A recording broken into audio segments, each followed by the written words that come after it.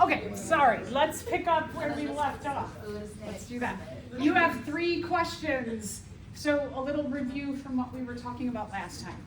If the DNA triplets were GATTCA, the mRNA codons would be which ones? 2. Okay, so the DNA triplets.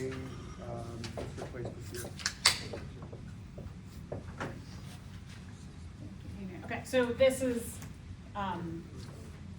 your DNA.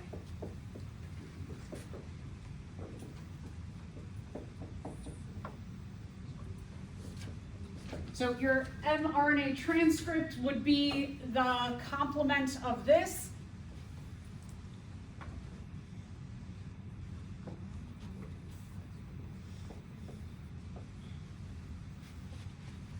Remember, G complements C. When we're going from DNA to RNA, A complements U now. T still complements A. And then these ones, same thing. T complements A, C complements G, A complements U. So the correct answer was 3. All right, let's take a look at this one. So if the DNA had the sequence of that, the messenger RNA complementary to it would be, look at this one.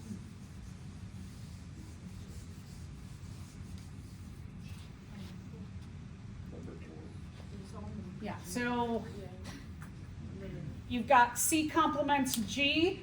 So when you do that, you look at that, okay, C complements G. No, no, no, no. That makes it really easy, right? That was hopefully was a giveaway that the only one it could be was that one. And then let's just make sure the rest of them work out. A complements U, T complements A, G complements C, C complements G, T complements A complements U, C complements G. So again, that one should have been kind of easy because your first complement, C complements G, you're looking for a start of a G, and this is the only one that starts with G. Okay, now, this one reads, the DNA triplets were that, the tRNA anticodons would be, so you're going for another layer. There's a couple ways you can look at this. So we've got A, G, T. So you could do it one of 2 ways. So one is you can just go through this. There's your DNA, your mRNA, and then go to your tRNA, do the complement and then of the complement. So A complements U, A complements U, G complements C, C complements G, A complements U, T complements A. That's your mRNA. Then you would do your complementary tRNA. U complements A, U complements A, C complements G, G complements C, U complements A complements U. The other thing that you could do if you look at these two are essentially the same with the exception of where you have a T, you replace with a U. Everything else remains the same. So just a couple of ways of figuring that out. All right, so our correct answer is, yeah, good, 4. So remember, like number 2 is asking, the answer number 2 is the mRNA. So you want to make sure you're not getting that one. All right, anybody, any questions? All right, a little bit about the way genes are regulated. What this means is that when do you use your genes? You don't always use your genes. They're not always in action. Every gene is not being transcripted and then transcribed at all times. They're only being used when you need them. And that's what we mean by gene regulation. So how are they regulated? Oh, they're regulated in a whole bunch of ways. There are at least what we know 30,000 genes. There's probably a lot more. only a small number of them are being used at any given time or going through that process of gene transcription and translation. Some genes are expressed in every cell, like for example, phospholipids. The genes for the making of phospholipids are going to be necessary in every single cell. All cells have a phospholipid bilayer. Other genes are only expressed in certain types of cells, like the cells for the production of insulin. Those are only in the pancreas. They're only going to produce insulin in the pancreas. You don't produce insulin in any other cells. So that one is specific to that kind of cell. Other things. Cells are only going to use certain genes at certain times in their life, like during cell reproduction. That during cell reproduction, there'll be the genes for the transcription of the spindle. Those will go through the process of gene regulation. So sometimes they are used, but maybe not very often. And then under certain environmental conditions, like when you have cells that have mutations that qualify them as a cancer cell, then you're going to have your cells undergo the process of apoptosis, where they're going to kill themselves. And so that only happens under very specific conditions. In prokaryotes, what you did last week was you were looking at the action of a group of genes that work together to do something. We call that an operon. It's like a little mini factory, that it's not just one gene that works together, it makes one thing, it's a bunch of genes that are going to go through a process to do something.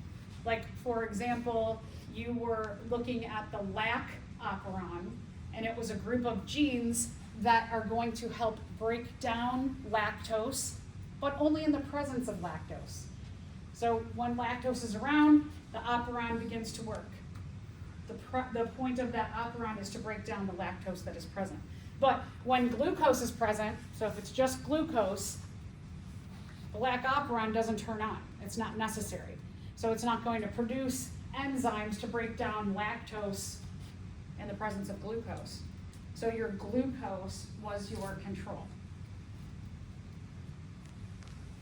Each operon has a regulatory gene. This one tells the other ones where going to go. It recognizes that lactose is present. You have a promoter. The promoter is what RNA polymerase recognizes, just like what we talked about in our cells, that you have that promoter region, and it says here, come over here. Polymerase, come here and start here. You have an operator, which is going to allow the polymerase to go or not go. And we'll take a look at that in a second. And then you have the structural genes, the ones that are going to code for the enzyme that is going to be produced, which is the lactose, or excuse me, the lactase, to break down the lactose. All of these work like a little factory. That once you have lactose present, the regulatory gene's like, okay, we're gonna get going, everybody get ready to work. Just like a little mini factory. They work relatively simultaneously. One does something, then the next one, then the next one, then the next one.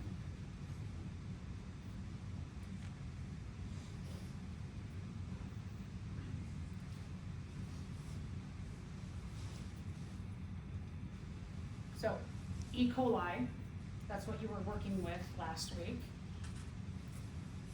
This is a bacteria that is very important to our health.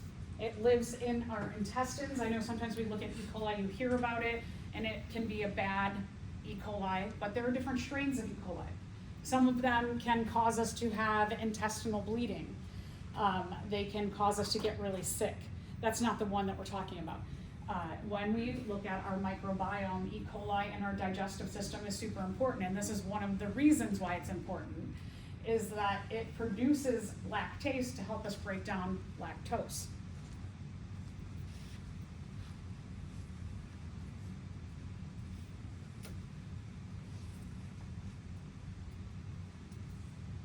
if you are lactose intolerant, you don't have the ability to house this strain of E. coli.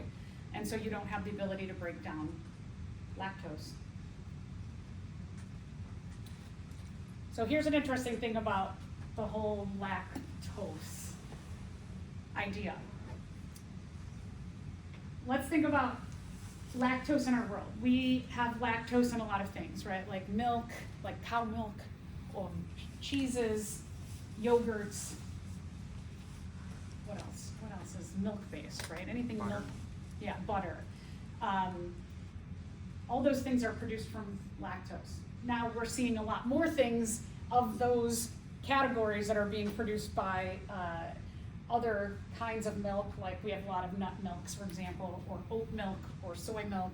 So there are a lot of different ways to produce butter and cheese and yogurt on all of those things, and milk in general, because we also know that a lot of people are lactose intolerant.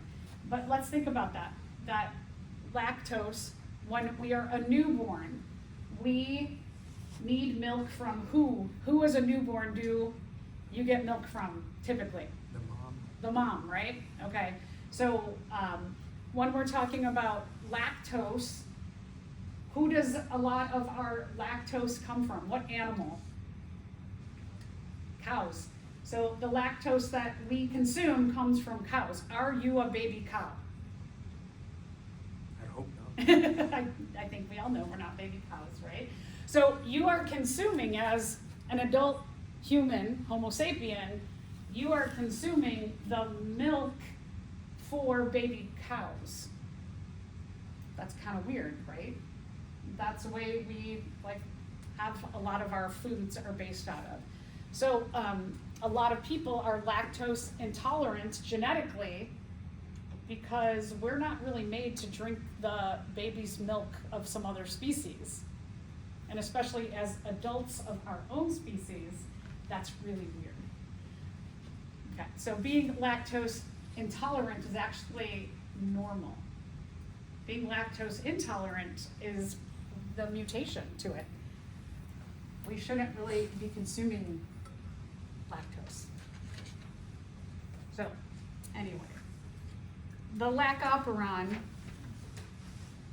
is the operon that we focused on in lab, and it helps the E. coli in our intestines to produce lactase in the presence of lactose. So here's what the operon looks like. In the E. coli, they have this set of genes in their genome.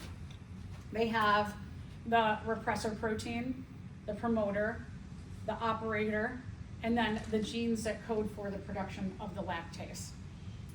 So when there is no lactose around, there are these what we call free repressor proteins. And what happens to the repressor proteins is they attach to the operator. And what they do basically is they block the RNA polymerase who's sitting here at the repressor protein, and they block that from reading or transcripting and then transcribing the structural genes for the production of lactase. But when lactose is consumed and lactose is present, then what happens to these repressor proteins is they will leave. So all these free repressor proteins, they start binding to the lactose, and then eventually this one is like, oh wait, there's lactose. And so then they go, this one here that's blocking the polymerase, it goes and it detaches and it goes and it binds to lactose. So now, when the repressor protein is bound to the lactose, the polymerase can start to move down the line. And it transcribes the lactase, and then the lactase is going to start to break down the lactose. And what happens when it breaks down all the lactose is that these repressors have nothing to bind to anymore, and they go back to having nothing to bind to, and one of them goes and binds back to the operator, and it blocks the production of the lactase. So kind of cool, right? That it only works in the presence of the thing that you need to break down. Okay, so that should give you a little more help in answering the questions for Lab 18.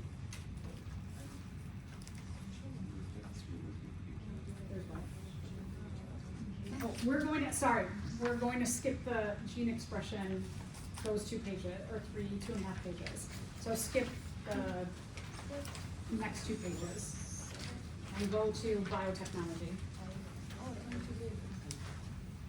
right, so skip to here. All right, skip that. That stuff will not be on your exam. Can I cross it out? Yeah, you can cross that. So satisfying, right?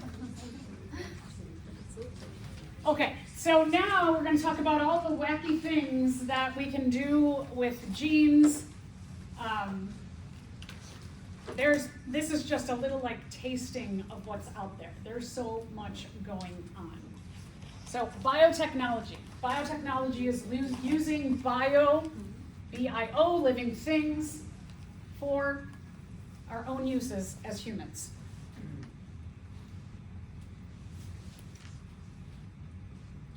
Biotechnology is thousands and thousands of years old.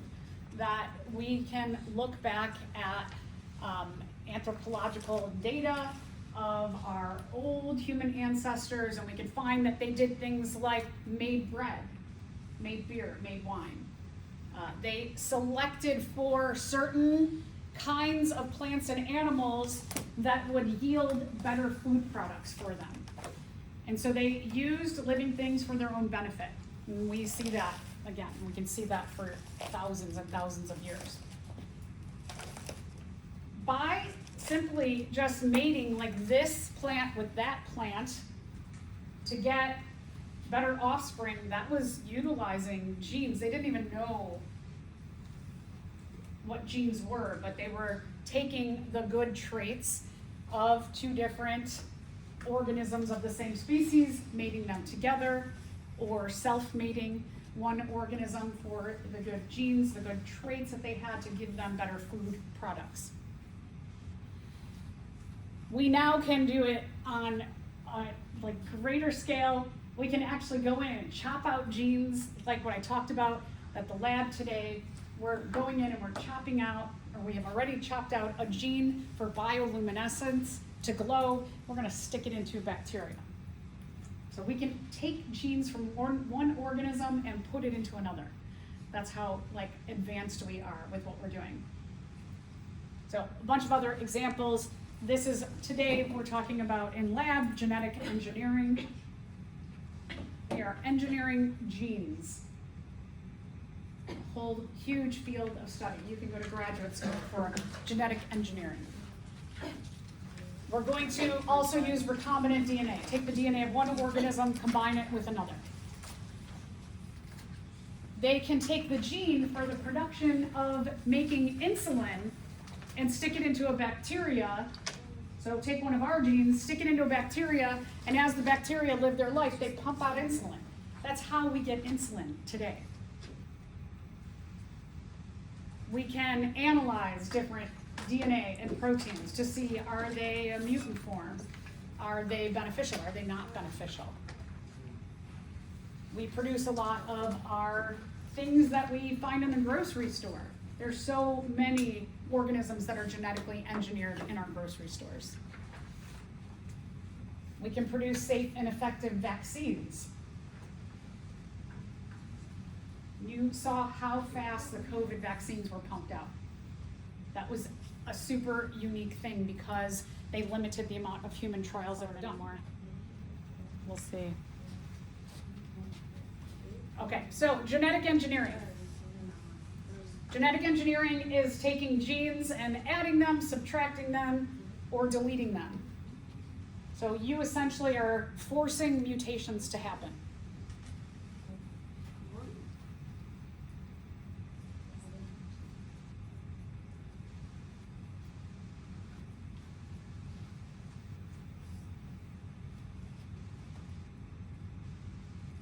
So just in the name, you are engineering the genetics. Right now, genetic engineering is being used to treat disorders. we are seeing either temporary or permanent diseases being cured. We are looking at inheritance, how and why are certain genes inherited. We can use them in the case of crimes, little DNA of semen or blood, skin. Can test that to see who was at the crime scene.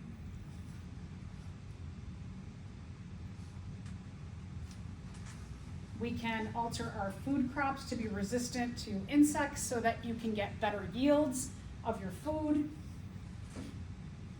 I mentioned insulin production, which is, life-saving, amazing genetic engineering.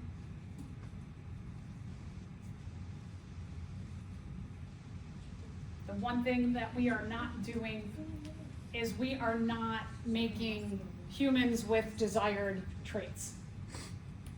So there's kind of like an international law that says we are not using genetic engineering to produce humans. A lot of controversy with that, because where do you stop? If you are just like, I'm gonna pick out a child who, let's say that you and your partner are carriers of cystic fibrosis, and you want to pick out embryos that do not have cystic fibrosis, that seems like, okay, that's a really, really good thing. But then where do you stop and say, but also let's have them have like green eyes and blonde hair and have them look a certain way, right? Then that gets into like weird Hitler stuff that we don't want to go back to ever again. Yeah. All right, so recombinant DNA, recombining the DNA of one organism with another. You can choose genes just like that gene for insulin production and then recombine it into a bacteria and get the bacteria to pump out this life-saving thing.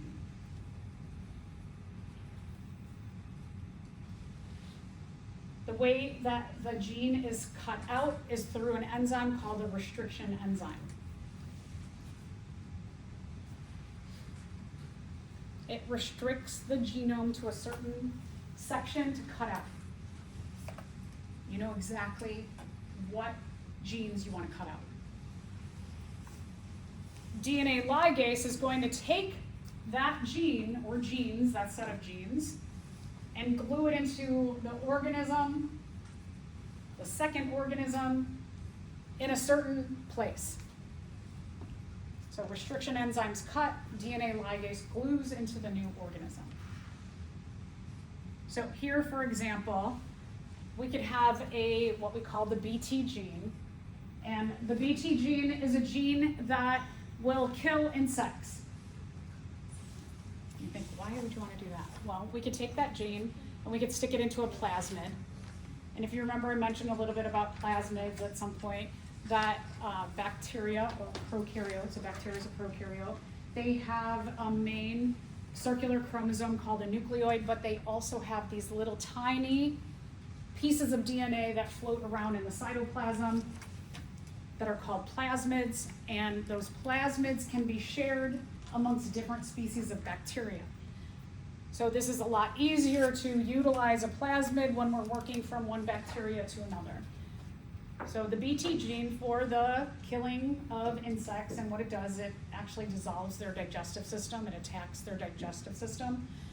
We could take that gene, we could stick it into a plasmid, and now we have recombined our DNA, and now we're going to transform a bacterium of a different kind. We're going to utilize a process where you're going to do like, usually they do like hot, cold, and freaks the bacteria out, and then they just suck in whatever's in their environment.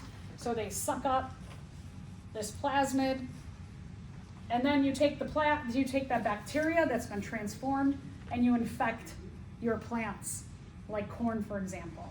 We grow a lot of corn in the United States.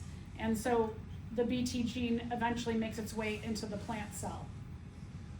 Now, plants do not have plasmids, so what they do is they're like, this DNA that's floating around in my cytoplasm, that the bacteria infected the plant cell with and incorporates it into its own genome. Yeah, pretty wild. So now, when the insect eats that corn plant, starts to eat the leaves, the insect's digestive system gets dissolved or digested, and they die. So you get less attack of your corn by insects, and you get a higher yield of corn. So what you made when you took that Bt gene and you put it into a bacteria, and then that bacteria infected the plant, both the bacteria and the plant are transgenic organisms. They have a gene from some other organism now incorporated into their genome. They are transgenic. So trans meaning from somewhere else, a gene.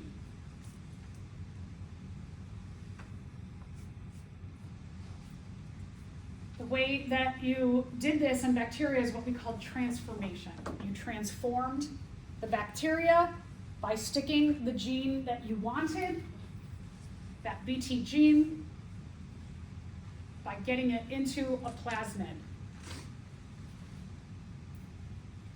And then as I mentioned, you do like something like hot, cold to the bacteria, and they suck up that plasmid.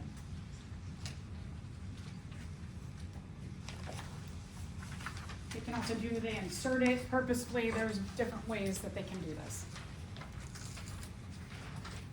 Remember I mentioned before that these plasmids can carry useful genes to the bacteria.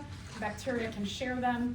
Like for example, that you could have a gene, one bacterium can have a gene for resistance to a certain kind of antibiotic, and they can share it with another species of bacteria, and they can transform them.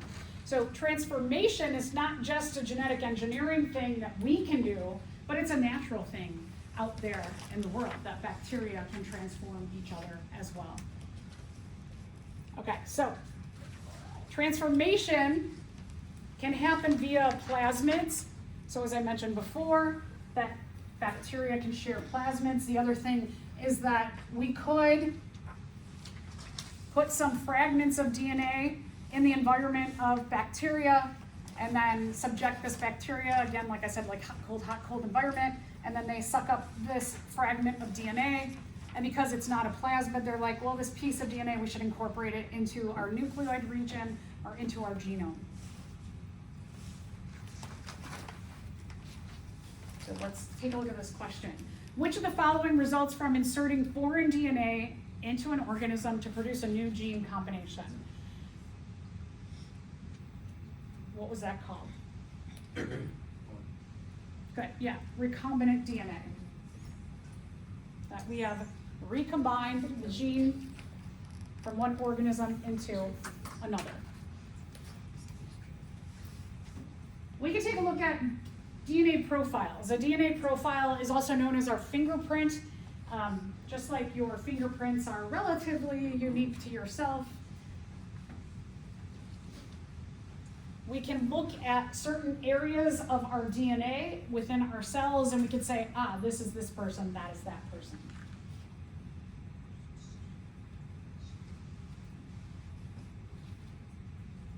Almost always, if you are not related to someone else, your different areas of DNA will be different. Like some of the stuff you have up there are not on the movie. Oh, okay. It might be somewhere. Even like. I think it's all in there somewhere, or Yeah, there's like some sentences that are not in there at all. Or they would be, but like you flip back and there's the comma other thing. It's okay. I'm sorry. No, it's okay. I'll stick up this later. Sorry. One day it'll be all really good. So this area is called the SCRs.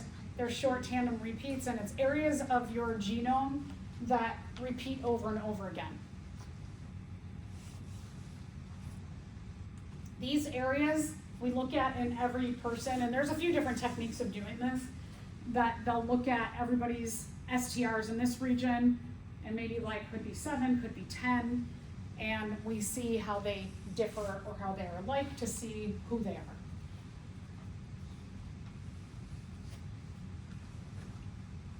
I'm sorry, y'all.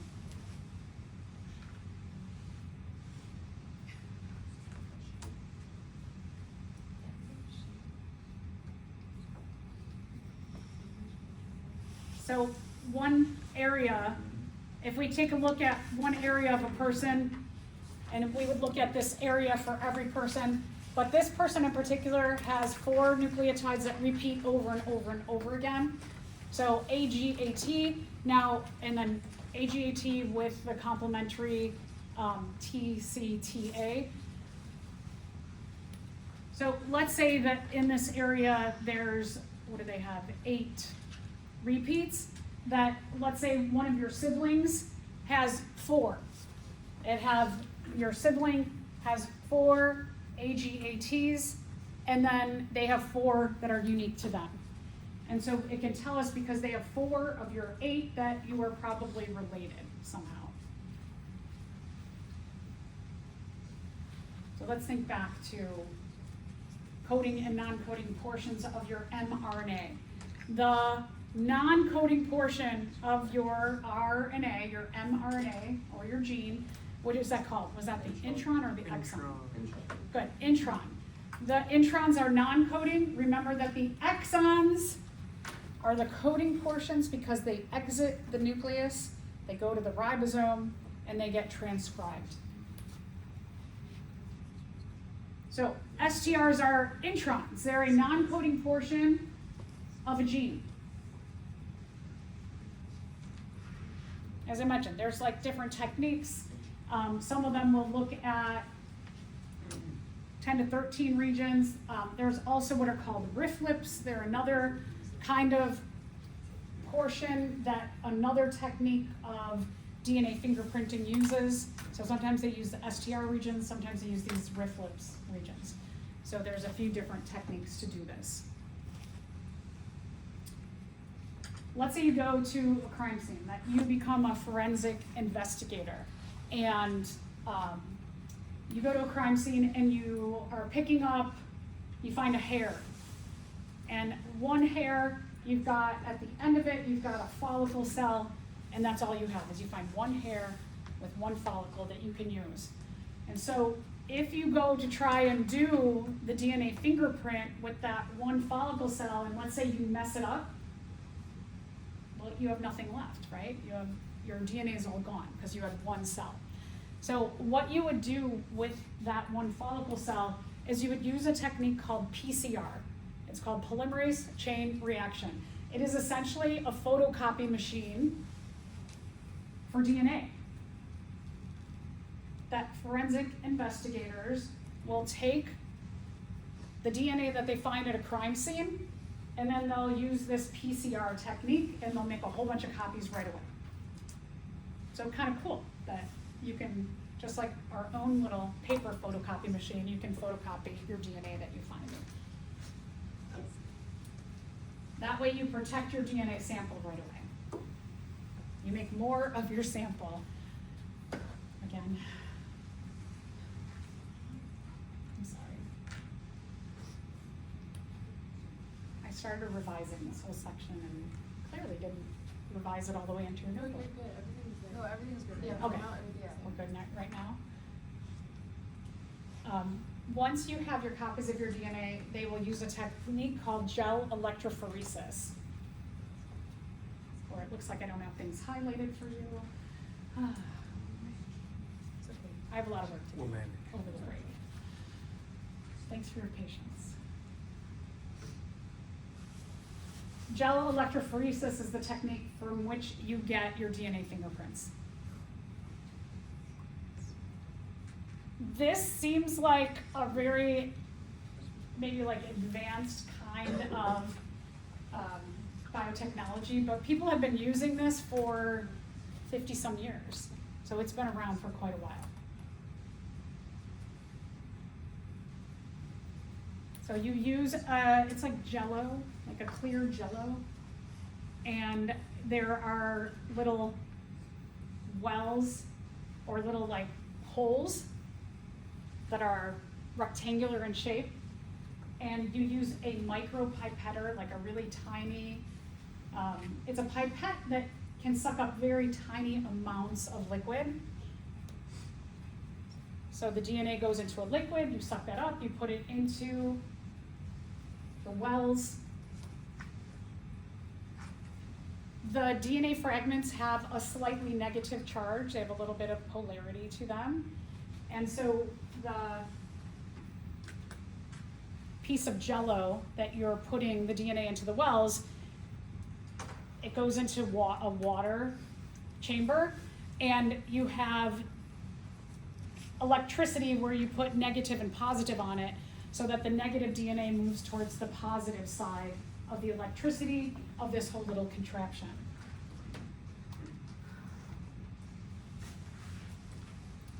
The fragments of DNA, those different regions, the STRs or the riflips, they're chopped up. If they are small, they move very fast because light things move faster. And if they're big, they don't move very far or very fast. And what it ends up giving you is all of these different sizes and weights of DNA that we cut out of their people, out of their cells. They form a pattern on the gel. And you get little lines of DNA in a certain pattern for each person that is unique to them. I think there's a little bit on the next page.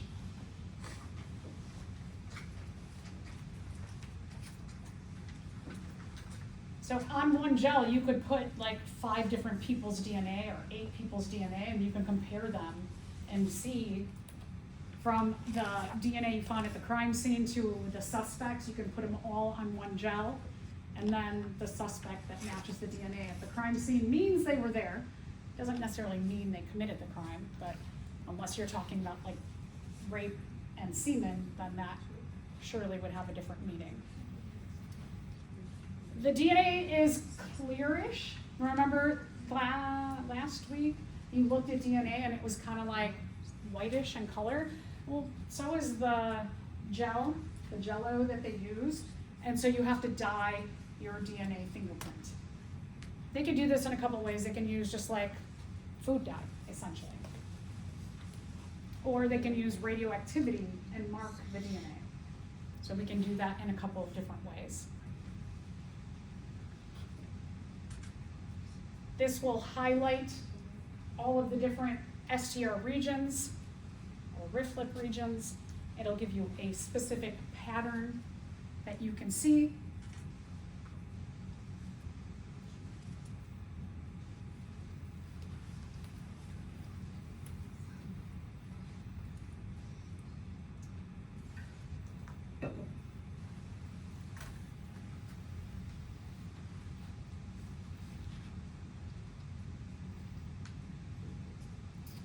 And then they can take the results of this and they stick it in a database.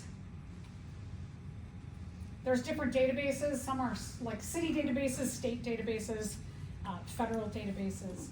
So it depends on who's investigating the crime and where that DNA goes. Typically, once your DNA is taken, if you are a suspect, it stays in the database. So even though you may just have been a suspect, you go and commit another crime, they can get you. They can be like, they're already in there. We know who this person is. Okay, so this is what it looks like. This is what your gel electrophoresis looks like. Is that you take this jello piece that is kind of clearish in color. This is a micropipetter that will suck up very small pieces of DNA, and these are the wells. You can see they're rectangle in shape. They get punched out. Your DNA is slightly negative in charge. You have electricity that is discharged to this area, and on the positive charge, the negative DNA will be attracted or move towards that when you put the electricity on. Your DNA bands, your different regions that were cut out, will move. If they're very light or short, they move very far. If they're heavy, they don't move very far. When you are done, when you see the DNA has all stopped moving, you could take that gel out, and then you have to dye it. And you could use either like colored dyes, just like food dye, for example, or you could use radioactive dyes. And then eventually what you end up with is you end up with a pattern for each person. And so if this is the DNA that was found at the crime scene, they can see that at least all of these pieces of DNA match. So perhaps it's like, this is the person, maybe like a sibling of yours, and then these are all people who live in the house with them that are related. These are also different kinds of gel electrophoresis DNA fingerprints as well. So they can look like that, they can look like that, and they can use them to identify people. So imagine you are looking at a DNA profile that shows an STR pattern of a mother's DNA and her child's DNA. Will all the bands of the DNA gel showing the child's DNA match the mother's? So let's think about this. Yes, because the child developed from an egg produced by the mother. Sounds maybe kind of good. Yes, because the DNA of mothers and children are identical? No, okay, good. No, because the person's DNA pattern changes with age? No, that's not gonna happen. No, because the father contributed half of the child's DNA? Okay, that sounds better, right? Like that one kind of, but definitely D is correct. Here's another DNA profile. So here's the DNA they found at the crime scene. Of the suspects, which one matches? Which person number matches this? Yeah, look, number 3. So in this case, number 3 would be their prime suspect. Doesn't mean that they absolutely committed the crime. I mean, it depends. Like if this is semen, for example, and the woman was raped, and the semen is found inside of the woman, then that's going to be a clear-cut answer. But if it's, let's say it's blood that's found in a house, what that could mean is that the DNA of this person's found in the house. They could be a roommate. They could be a sibling. They could be a parent. So that at least like helps them hone in. So it depends on the case how they utilize these profiles. Another way that they can utilize the profiles is in paternity testing. So if this is the mom and this is the dad, so if this is mom's eggs DNA, this is dad's sperm DNA, they can see who matches by looking at the banding pattern of the mom and the dad. That this is the mom's banding pattern, this is the dad's banding pattern. So this person here, daughter number 1, she's got bands that match mom, and she's got bands that match dad. Is she going to have every single band? No, because there's also crossing over and independent assortment. So her DNA profile isn't going to perfectly match mom or perfectly match dad, but she will have portions of mom and portions of dad. Okay, so daughter number 1, we could see it very likely came from the mom's egg and the dad's sperm. Daughter number 2 has bands that match the mom and does not have any bands that match the dad. You are not the father. Right, so very likely mom's egg, but a different father. And then son number 1, again, has some bands that match dad and match mom. And then you have son number 2, who doesn't match either of them. So probably adopted, right? So kind of interesting. Okay, so as I was mentioning before about that BT gene, let's go back here and talk about herb-resistant transgenic crops. We find this in our grocery stores. So a lot of times I'll use herbicides to kill off plants.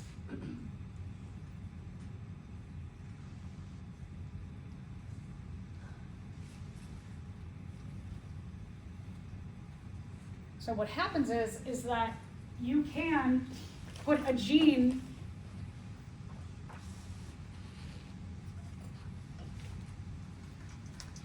for resistance to herbicides, and then they can grow and you don't have to use herbicides. So that's less herbicides that need to be used. So that's a good thing. It's actually a lot healthier for us. Those kinds of plants are genetically engineered. So we can look at it this way, that that's great because you have to use less chemicals on our plants. Our plants can grow using less chemicals, so that's a lot healthier for us. And then a lot of people on the other side say, well, you've taken a gene from another organism and you have transformed this organism. You've made it transgenic. And they say, well, that's bad. I mean, is it? We don't know, right? So initially, I think we can say less chemicals is good, right? In this case, but long-term studies need to be done. All right, let's go to the BT gene. So this gene, this BT gene, and so even going back like 13 years, 14 years, you can see a lot of our corn, cotton, and soy have this gene in them. What this does is it gives them the gene that when insects eat them, eat the soy or the corn or the cotton, that it starts to destroy the insects' insides, their digestive system. So less insects are eating our crops. What that does is it gives a higher yield of these crops to the farmers.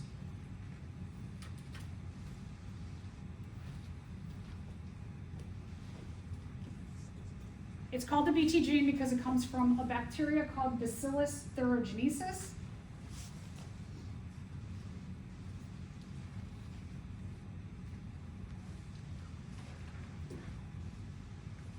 There is a lot of controversy around, you know, if you look at some of the items in the grocery store and they may say not GMO. GMO stands for genetically modified organism. So like in the case of using less herbicides, less chemicals that allow our plants to grow, you might go like, that's great because we're exposed to less chemicals on our food. But in this case, this genetic modification, a lot of people are like, whoa, wait a minute. If that BT gene destroys the digestive system of insects, and then we eat that corn or that soy, what does it do to our digestive system? We're an animal, insects are an animal. Does it have the same effect? Well, insects are a lot smaller, but if we're eating it daily, and we're eating it in a lot of sources of food, which we are, what does it do to us? But also, you need to consider things like caffeine, which is also a insect-killing compound, which we seek out for its effects, but it is a pesticide and things, so you need to keep that Right, in mind too. exactly. It's all like, what's better, right? So there's just a lot of people who are talking about this and thinking about it. The other thing too is that digestive disorders are on the rise, especially in countries that are using this modification. Can we specifically correlate the two together? There's a lot of variables, so no one can say this specifically is causing that. So a lot needs to be studied here. Okay, so as we went through this a little bit earlier, that the BT, did I miss something here? Is that okay? Now, here? Oh, that's all the way at the bottom. Oh, it's all the way at the bottom. You skip it.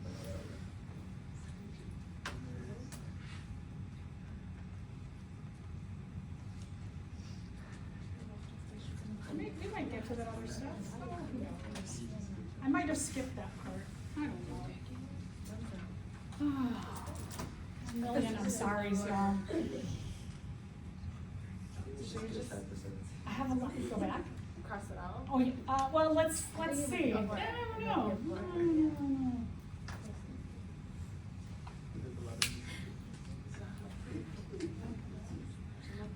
I'm so sorry. I really hate this. No, it's fine. It's okay. Well, it is, it's not fine, but,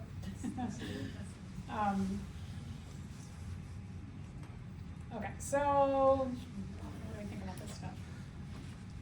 Forward, backward, I feel like we should just skip chapter 17.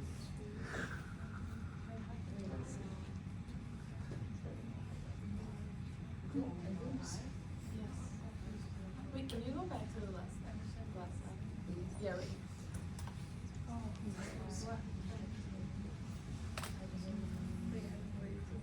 Oh, restriction.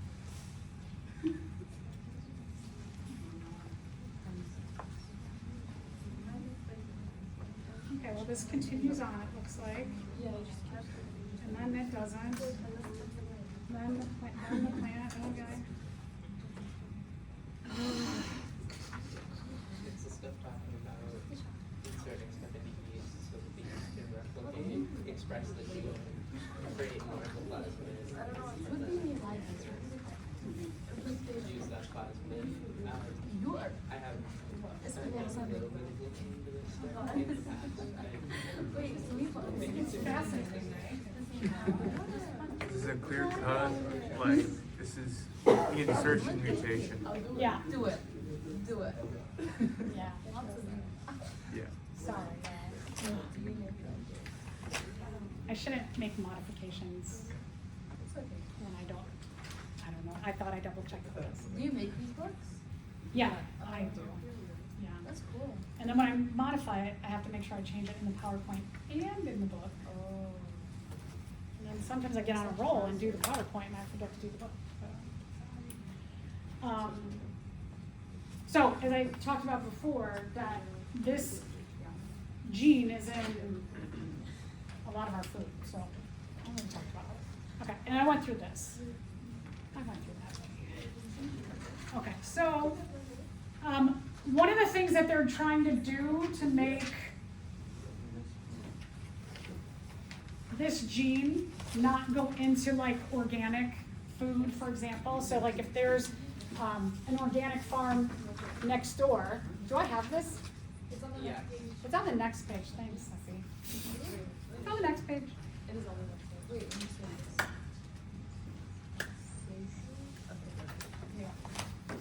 I'll post the PowerPoint when I'm done, so that we can read off the PowerPoint. So the conventional, like corn, for example, let's say that it's next door to an organic corn farm. One of the things about organic is that it cannot have genetic modifications to it.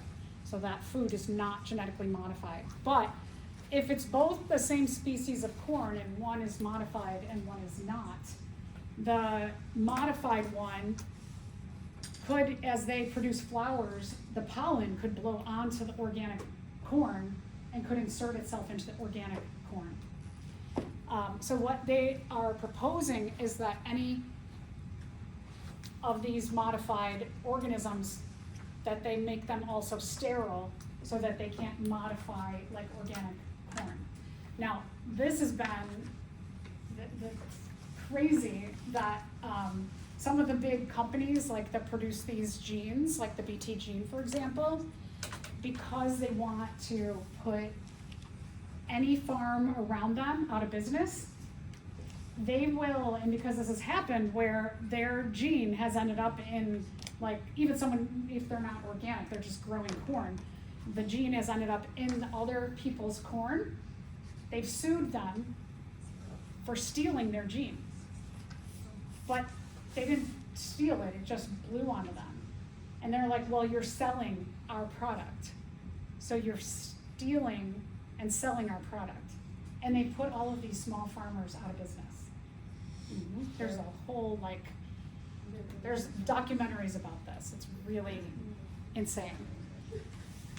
So that's why there's a lot of people that propose make them sterile so they can't do it. We don't have this. Okay, so antibiotic resistance in bacteria is often blamed on the overuse of antibiotics.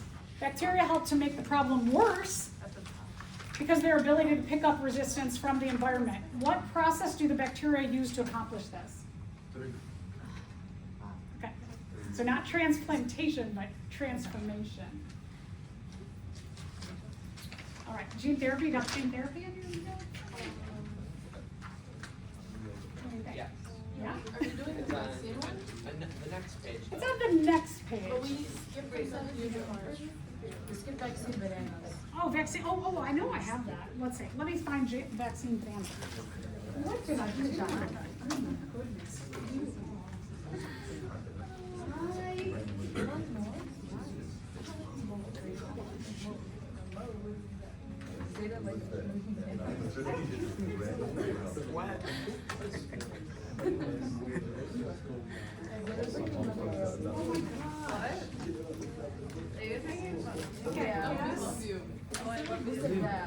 I will, I'll just tell you about the vaccine bananas. If I didn't cover it in here, it won't be on the exam, I will make sure. But I'll just tell you, there's some cool things that in countries where vaccines are hard to administer because they're very remote, there aren't a lot of roads to get to the area. Sometimes vaccinating people, it becomes very difficult, but vaccines, hopefully we all know, are very life-saving so that they don't spread deadly diseases amongst the population. So what they have figured out is they can take the vaccine and stick it into a banana. And then instead of, and you think like, well, they still gotta get the bananas to them, but they don't have to get like teams of people to administer vaccines, to give the actual shots. And so it's a lot easier to just ship crates of bananas rather than bring whole teams of people to these remote areas. And so people just eat the banana and they get the vaccine. There's also plantibodies, where it's like one step further, where they take the antibody that is made by our immune system and they stick it into a banana. And then people eat the banana and they get the antibodies already. So that's such like an extra step. Are they allowed to put in something else or is it just bananas? Yeah, they can use not just bananas, they can use, other food items, yeah. Okay, so gene therapy? Yes, we have this. Oh, boy. See, it's a good thing I led with the whole like lab's optional, replace a lab. Hope that makes you feel a little better. Okay, so gene therapy is the ability to deliver a functional gene to someone who has a non-functional one.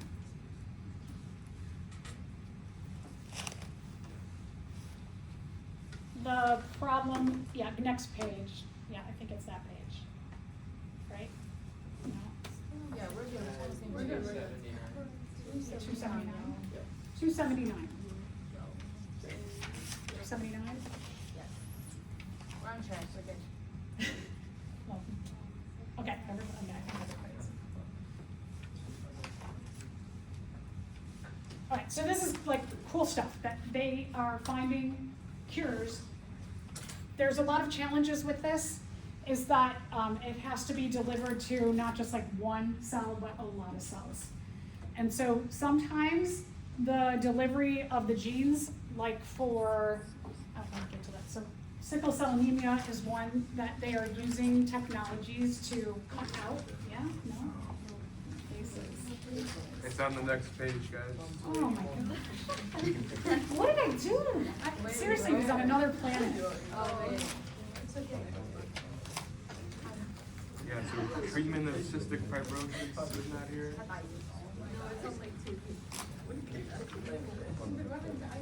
Bottom of page 281. 281, bottom. 281. Oh, they're late. Usually that sound goes off at 10 o'clock.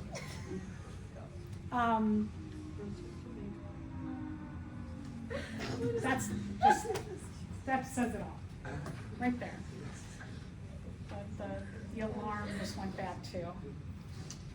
Okay, let's see. Okay, so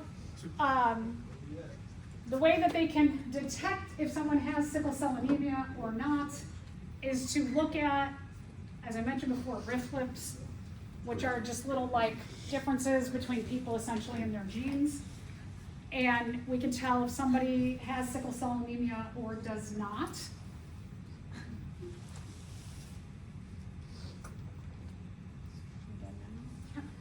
there anything here? Is it all filled in?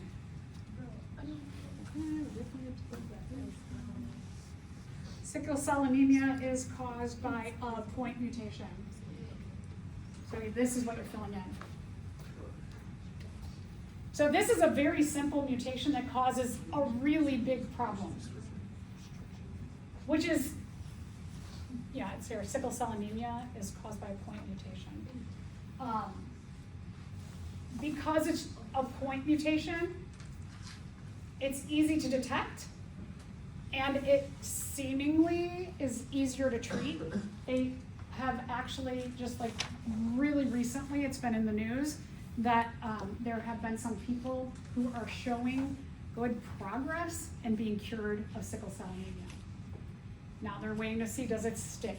Because sometimes these genes that they insert, upon cell reproduction, they don't pass on to the reproduced cells. So they're hoping that it will stay.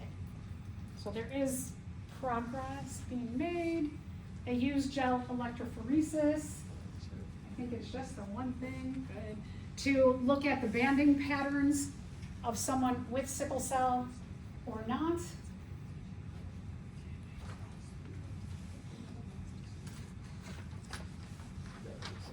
Yeah. So at the bottom of your page, you have where it shows you that